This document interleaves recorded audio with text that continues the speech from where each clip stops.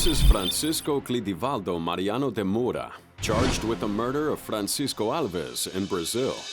According to the police report, de Moura killed Alves during a dispute over a donkey in 2012 and since confessed for the crime. But during the jury session for his trial in São José do Belmonte, de Moura and the court were in for a nasty surprise.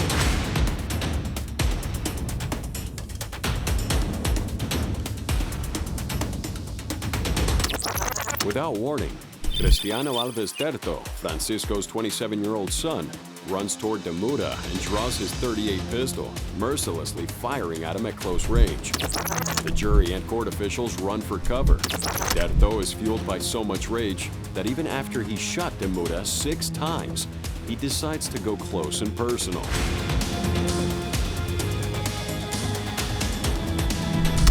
He is only stopped by 2 members of the jury, who managed to drag the shooter away before he fled the scene. Terto was eventually arrested on suspicion of attempted murder. As for de Moura, he survived that shooting and was transferred to a facility far away from the courthouse. At the moment of this writing, the trial has still not been rescheduled, and de Moura has been let go, according to the court. The Brazilian court wasn't prepared for this kind of violent outburst. But how does this one compare to a child lashing out against his mother's killer? This is Vashon Flowers, facing charges for the murder of his wife, Jamie Thomas Flowers, in Muskegon County, Michigan. According to police reports, Jamie was murdered during an argument over cigarettes, while the couple was trying to quit smoking. After leaving the house for a few hours, Vashon burst back in and shot his wife 4 times. He was irritable and said that he was a grown man. If he wanted to buy cigarettes, he would buy cigarettes. I heard, "You don't have to do this, Vashon. Please don't do this. You don't have to do this." And then I heard gunshots. You recall how many you heard? 4. I got up and I left out of the room. She was sitting straight up against the wall. Did you observe some blood? Yes, on her shirt. Gunshots, bullet holes in her shirt and blood. Flowers, who had previously been convicted multiple times for assault, possession of controlled substances, and other offenses, turned himself in a few hours after the murder. Jamie's family was shocked and horrified, as they claimed they had given Flowers every chance to put his life back together. Who thought she could heal him and fix him. But unfortunately, her unconditional love, her undying loyalty, it cost her life. This is a sociopath that has to be taken off the streets. We fully intend to get justice for Jamie. The sight of Flowers is too much for London Thomas, Jamie's son, to bear, and then he snaps.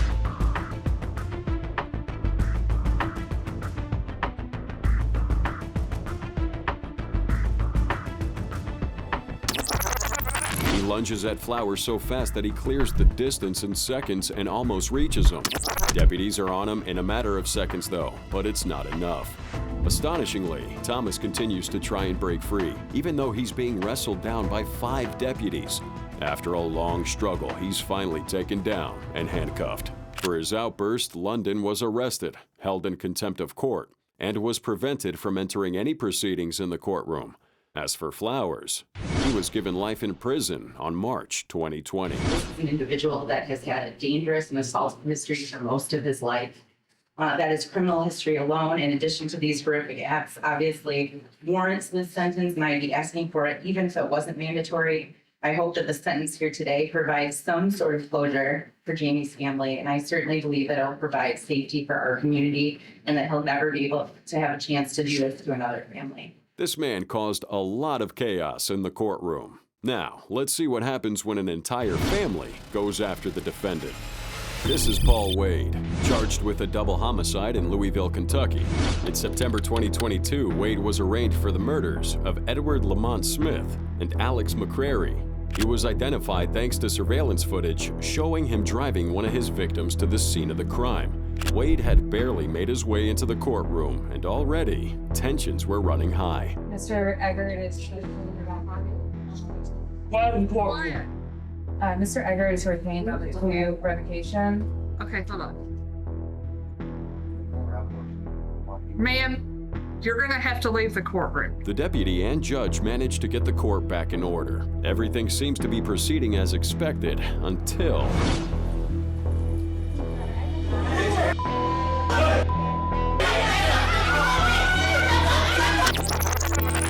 According to the judge, Wade set the relatives off when he insulted them on his way out of the courtroom. The deputies within the courtroom immediately jumped in to break up the brawl, but couldn't stop Wade, who rushed into the judge's chambers for cover.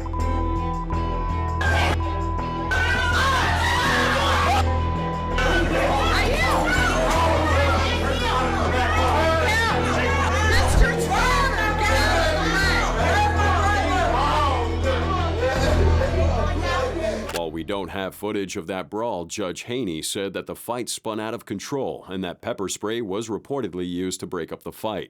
Finally, Haney herself approached one of the grieving relatives to try and calm him down, an act which, as she later admitted, should have been done before the trial.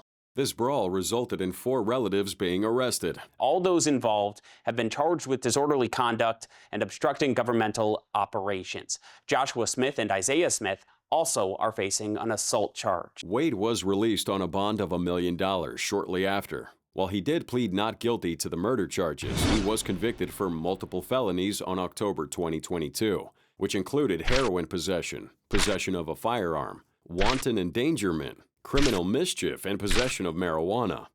He isn't expected to be released until late 2025.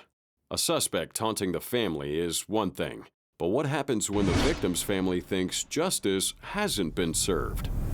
This is James Douglas Gonzalez, charged with the murder of Matthew Hall in Mobile County, Alabama. According to police reports, then 15-year-old Gonzalez was accused of shooting Hall while allegedly defending himself. But tensions are running high in the courtroom, and Hall's family demands justice. After a long deliberation, the jury finally gives out the sentence. But it's not the kind of justice the Halls wanted.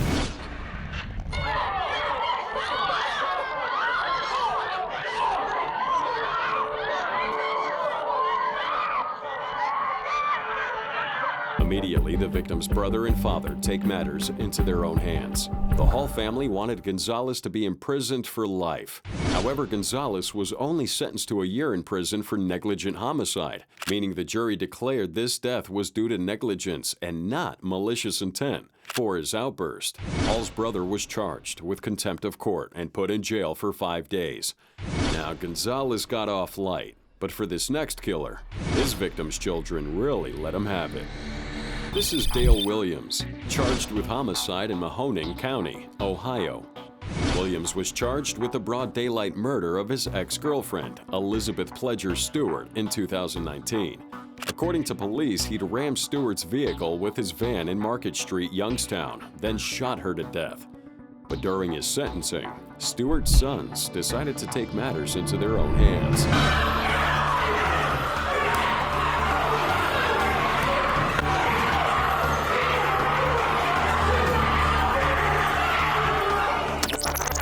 The 2 men, Anthony Dees and Jerome Stewart, charged at Williams during the victim impact statement, during which Williams allegedly showed no signs of remorse.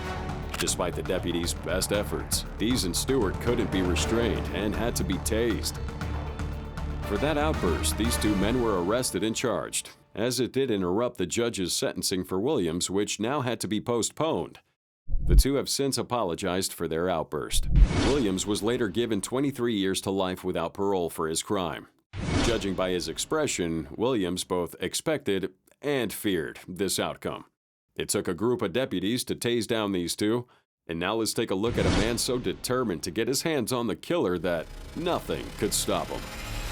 This is Alfred Gainor, charged at the time with multiple homicides in the city of Springfield, Massachusetts.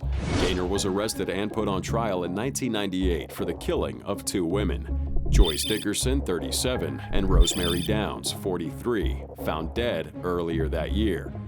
As it later turned out, these 2 were only the tip of the iceberg, as Gainor killed at least 8 more women in very gruesome ways.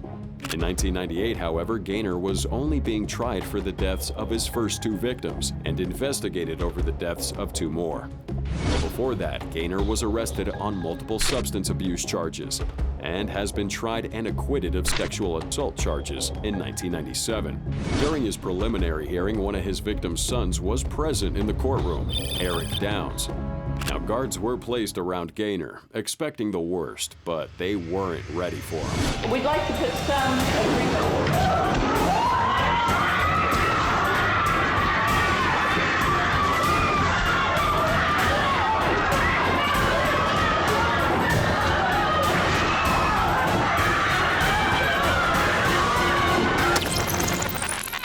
blink of an eye, Downs pounces.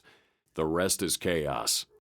Gainor got away with a bloodied face and a few bruises thanks to the intervention of Kathy Gainor, the killer's sister, who attacked Gainor in turn. For his crimes, Gainor was sentenced to 4 murder convictions in 2000 and was sentenced to 4 consecutive life sentences. When his mother passed away in 2006, Gainor confessed to additional murders. Finally, in 2010, Gainor admitted to his last set of murders, bringing the total number of convictions against him to 8 life sentences. Being forced to face your mother's killer is bad enough. Now, facing the killer of your twin brother must be torture. This is Jeffrey Clark, charged with homicide in Macomb County, Michigan. In 2022, Clark was arrested for the murder of Jerae Robertson, a former rival. According to prosecutors, this was an execution-style killing. Jeffrey Clark got in a vehicle with another co-defendant, drove around 13 Mile Road, found the victim running northbound into Fraser, got out of the vehicle on 13 Mile, came out, shot him to death in a parking lot at Joint Franklin. During the trial, Clark's girlfriend testified against him as well. He proceeded to tell me that he would kill me if I told on him. He told me exactly what he did to Mr. Robertson. He told me that Mr. Robertson begged for his life. The trial was proceeding normally until the prosecution played a video showing the surveillance footage of the murder. As soon as Robertson's twin brother saw the footage, he pounced on Clark.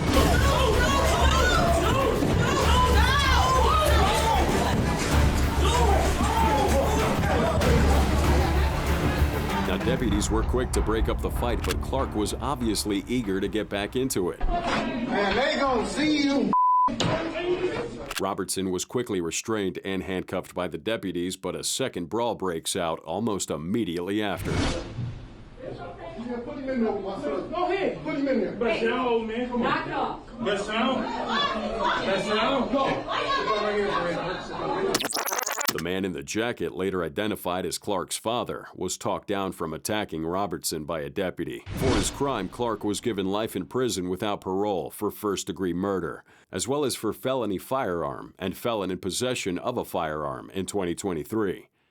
Not every outburst is pure physical violence, though. Sometimes, a victim's child can scar their parent's killer for life. This is Tevin Merryweather, arrested for homicide in DeKalb County, Georgia, in June 2019. According to police reports, Merryweather shot and killed Myron Pierce when an argument got completely out of hand. This is where police say someone shot and killed her father. It started with a fight inside the store, but then ended out here in the parking lot with several shots fired. When Myron Pierce's family found out someone shot him to death at this Shell gas station store on Glenwood Avenue in Decatur, they were crushed. During the trial, Merryweather insisted that he was acting in self-defense, but evidence showed that that was definitely not the case, and that Merryweather knew what he was doing. Pierce's relatives break down at the news.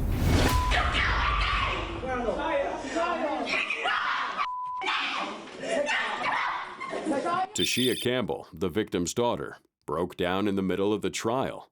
Fernandez later spoke to the press about the impact of Merryweather's crime on her and her family. He was very understanding. You know, like, you can go to your friends and talk about stuff you wouldn't tell your parents, but it was him. I could go to him, talk to him about stuff. He was very, very understanding and real with me. This one got off easy, unlike this next case, where the victim's family members really let this killer have it. This is Jason Howard, charged with quadruple homicide in Columbus, Ohio. In 2006, they arrested him for the brutal murder of 4 people: Jamila West and her 3 children, Jameer Irvin, son Trevon and Jackie Howard. Jason was being led to the court for his preliminary hearing when the victim's brothers tried to take justice in their own hands.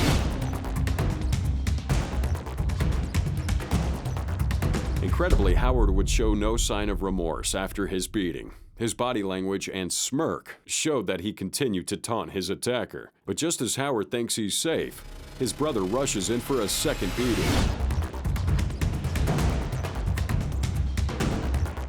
It takes a lot of deputies to restrain the men and restore order to the court. Now, these men were arrested and charged with assault.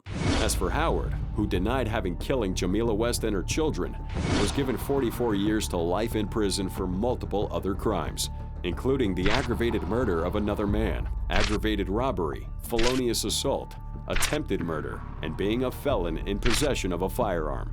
This killer might have gotten away with a lighter beating if he'd kept his mouth shut, unlike this last killer, who had to taunt the victim's brother. This is Tristan Lamro, arrested for homicide in Cedar City, Utah in 2009. Lamro had murdered his wife, Misty. After his arrest, he insisted that Misty had taken her own life, but the overwhelming evidence against him forced him to confess to her murder in 2011. Lamro's trial went on without a hitch until the victim's brother, Jason Wilson, gets called to the stand. Even before he gets up there, the tension's running high. Both men are staring daggers into each other. Finally, Wilson turns to confront his sister's killer. Lamro stares right back, without a hint of remorse. It's too much for Wilson to bear, so he bounces.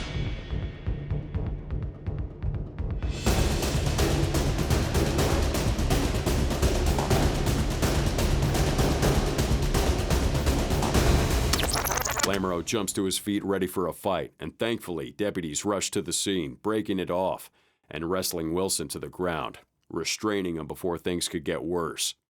They released Wilson without any charges, but Lamro was given 15 years in prison for his crime.